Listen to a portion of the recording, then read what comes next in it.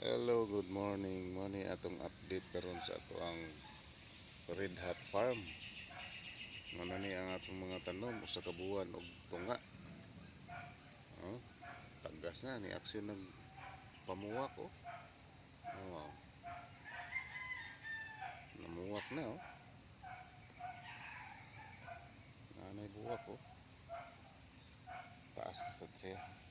Daghan nagsanga oh.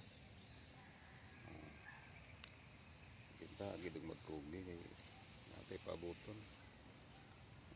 Ano dito karon oh, sa uban pod na gunahanan na pod oh. Yan natay gintercrop nga mais. Tagas na pod oh.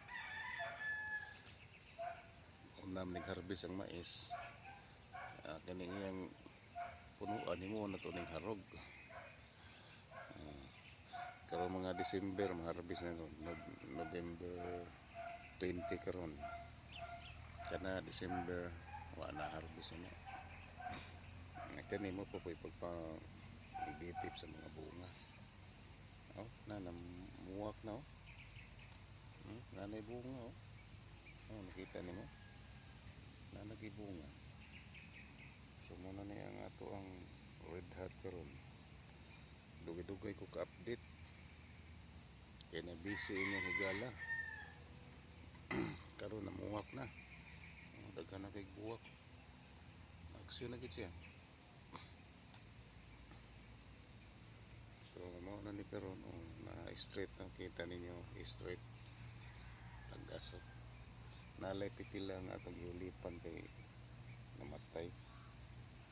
Na atong giulipan na lang niya agad may kay pagtubo. Gamay pa. Muban tagas na. Atong mais nakakaon tag mais ani. Kini mo itong main crop.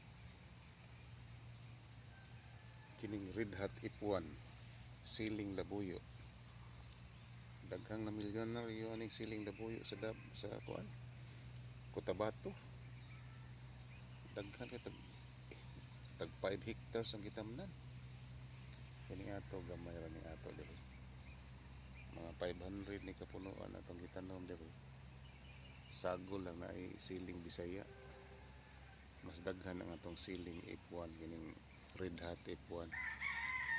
Ito lang gi ulipan kay namatay man ang uban.